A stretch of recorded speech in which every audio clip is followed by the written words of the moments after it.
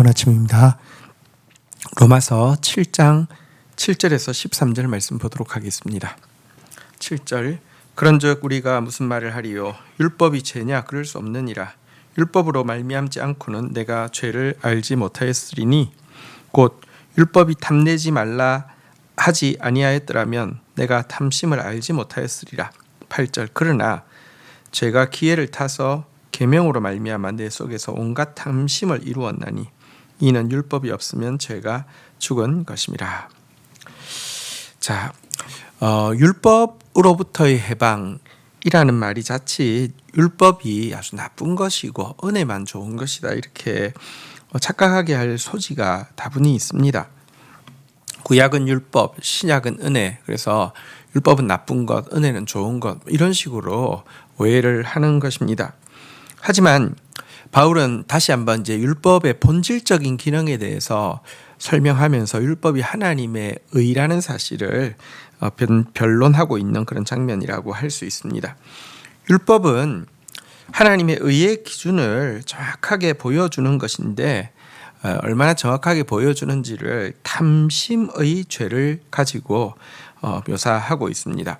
여러분 사실 10계명에 보면 7계명에 간음하지 말라, 8계명에 도둑질하지 말라 그랬는데 10계명의 내용을 보면요 얼핏 보면 7계명, 8계명과 비슷해 보입니다. 내 이웃의 집을 탐하지 말라, 내 이웃의 아내나 그의 남종이나 그의 여종이나 그의 소나 그의 낙이나 물은 내 이웃의 소유를 탐내지 말라.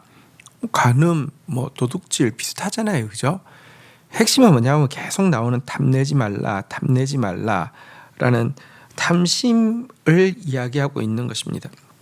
잘 드러나지 않지만 여러분 율법이 실질적으로 간음을 하지 않아도 실질적으로 도둑질을 하지 않아도 탐내는 것 자체가 죄라고 지적하지 않았다고 하면 우리는 탐심이 죄인 줄도 몰랐을 것입니다. 이처럼 율법은요 죄의 표피뿐 아니라 죄의 심령까지 드러내는 밝은 하나님의 의의 거울이다 이렇게 이야기를 하고 있습니다. 그런데 여러분 그런데 왜 율법이 이렇게 죄악적인 것으로 예를 들어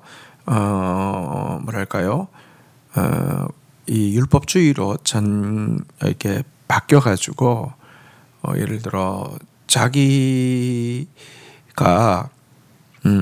마음속으로 온갖 음란한 생각을 하고 있으면서도 행동을 이렇게 지킨 것 가지고 다른 사람들을 막 정죄하고 판단하고 막 이러는 사람이 되거나 혹은 다른 율법을 잘 지킨 자기 의를 가지고 이런 성적인 부정을 저지르고 있는데도 자기 합리화를 하거나 이런 식으로 율법을 악용하지 이렇게 정말 탐심까지도 정확하게 드러나는 율법을 제대로 자기를 보는 거울로 사용하지 못하는 이유가 무엇일까요? 사실 인간 안에는요 이 죄라는 것이 원죄로 본성으로 자리를 잡고 있습니다. 그리고 이 죄의 핵심은 이제 하나님을 반역하는 것인데요.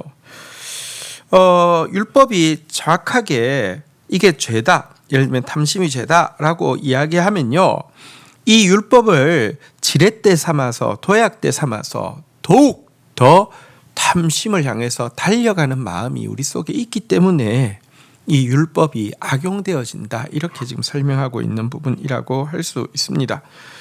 하나님이 이게 죄야? 그러면 반역하는 인간의 모습이 무엇입니까? 그 죄 아닌데요. 항변하거나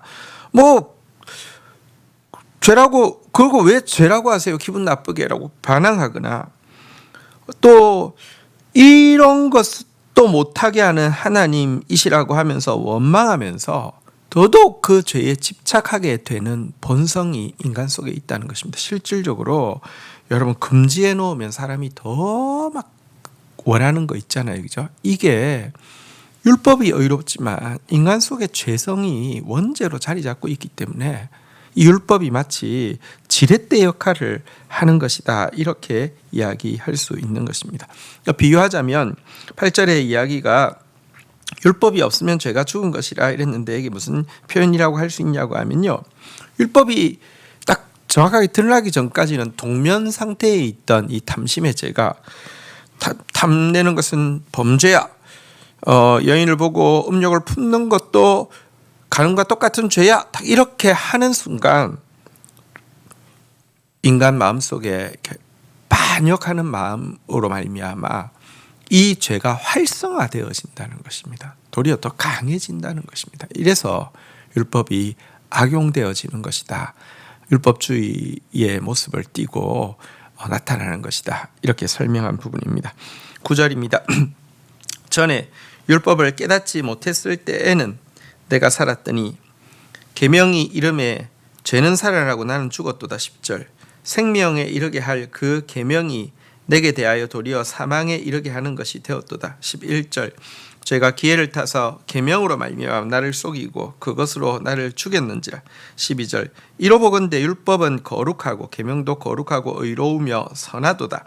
13절 그런즉 선한 것이 내게 사망이 되었느냐. 그럴 수 없느니라. 오직 죄가 죄로 드러나기 위하여 선한 그것으로 말미암아 나를 죽게 만들었으니 이는 계명으로 말미암아 죄를 심히 죄되게 하려 함이라. 자, 이어서 바울은요 자신도 이와 같은 율법의 이 참된 기능을 알기 전까지만 해도 자기 자신에 대해서 자부심이 있었는데 율법을 환히 보니까, 여러분 사실 율법주의자들은 율법이 잘 안 보입니다. 율법을 자기 증명의 어떤 도구로 사용하는 사람들은 자기의 죄가 정확하게 안 보입니다. 그러나 예수님을 만나고 눈이 떠져서 율법을 다시 보고 나니까요, 과거 자부심으로 가득했던 그의 종교 생활이 자기 자부심은 철저하게 죽게 만드는 전적 타락을 고백하는 모습으로 바뀌게 됐다. 이렇게 이야기를 하고 있습니다. 사실 율법은요, 만약 인간이 그것을 온전히 지킬 수만 있으면 구원을 주고 생명을 주는 그 아담에게 준 참 생명을 의로운 생명을 유지할 수 있는 방편이 됩니다. 하지만 생명에 이르게 할 수 있는 의의 기준인 율법이 도리어 인간을 사망에 이르게 하는 것이 되었다라고 이야기합니다. 왜? 인간은 율법이 주어지기 전부터 원죄를 가지고 있는 전적으로 타락한 죄인이기 때문에 그렇습니다. 그러면서 바울은 이 율법은 잘 쓰는 것은 자기 죄를 먼저 보고 자기를 죄인이라고 고백하게 하는 것은 율법을 잘 사용하는 것이지만, 타인의 죄를 먼저 보고 타인을 정죄하고 그것으로 말미암아 자기를 의롭다 하는 것은 율법을 잘못 사용하는 것이고, 이것이 바로 율법주의다라고 설명을 하고 있습니다. 바울은 또 율법의 또 한 가지의 기능에 대해서 이제 13절에 설명을 하고 있는데요, 죄를 심히 죄되게 하여서 율법 앞에 선 자는 자신이 죽을 수밖에 없는 죄인임을 깨닫게 하는 것이다 라고 지금 이야기를 하고 있습니다. 이것을 이제 초등학교 교사의 역할을 가지고 설명하고 있는 부분입니다. 여러분 보십시오. 이 초등학교에서 가르치는 가르침이 항상 그대로 적용되어지는 것은 아니죠. 초등학교 때는 아이들에게 건널목 건널 때 손을 들라고 이야기하지만 어른 돼서 손 들면 이상하잖아요. 그렇지만 그 교훈의 의미가 틀린 것은 아니잖아요. 건널목을 건널 때 주의하라고, 스스로 주의하라고, 또 키가 작으니까 운전자에게 조금이라도 더 보이게 하기 위해서 하는 것이지 않습니까? 마찬가지로 여러분, 이 율법이 구원을 이룰 수는 없습니다. 그러니까 어른 되어서도 초등학교 때 가르치면 이렇게 하면 안 되지만, 그러나 여러분 구원에 이르게 하는 곳으로 나아갈 수 있는 기초는 되어진다는 것입니다. 거울을 통해 더러운 것이 묻었음을 알아야지 씻게 됩니다. 진단을 통해 병이 걸렸음을 알아야지 수술을 할 수 있습니다. 자기가 죄인인 줄 알아야지 구원자이신 하나님께 나아갈 수 있기 때문에 율법은 여전히 하나님의 의다, 이렇게 이야기를 하고 있습니다. 여러분, 율법은 하늘로 말미암은 것이기에 거룩한 것이고요, 하나님의 의도를 보여주기 때문에 의로운 것이고요. 우리의 창조 목적을 회복시킬 수 있는 것이기 때문에 선한 것입니다. 어쨌든 이 율법을 바르게 사용하는 사람이 되어야지 율법을 자칫 이제 폐기하면서 반율법, 반도덕주의로 가서도 안 되고요.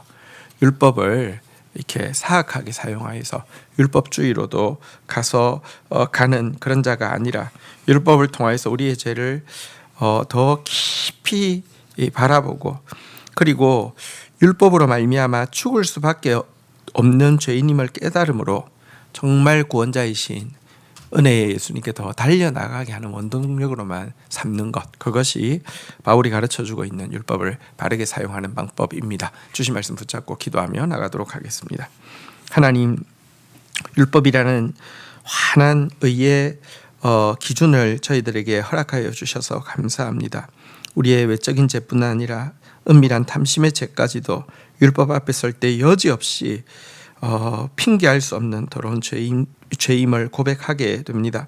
그러나 주님, 우리 안에 있는 하나님을 반역한 이 원죄의 죄성이 이 율법의 구절이 명확해지면 명확해질수록 더욱더 하나님 앞에서 항변하고 반항하고 원망하고 불순종하게 만드는 힘이라는 사실도 새삼 다시 보게 됩니다. 하나님, 우리는 정말 죄인입니다. 그래서 은혜 없이는 안 되는 존재임을 고백합니다. 하나님, 우리가 율법 앞에서 내가 정말 심히 죄되어 죽을 수밖에 없는 존재라는 사실을 더욱 철저히 인정함으로 말미암아 구원자이신 예수님께로 달려나가고 그리하여 그분의 구원을 덧입는 자만 되어질 수 있도록 은혜를 더하여 주시옵소서. 감사합니다. 예수 그리스도의 이름으로 기도 올립니다. 아멘.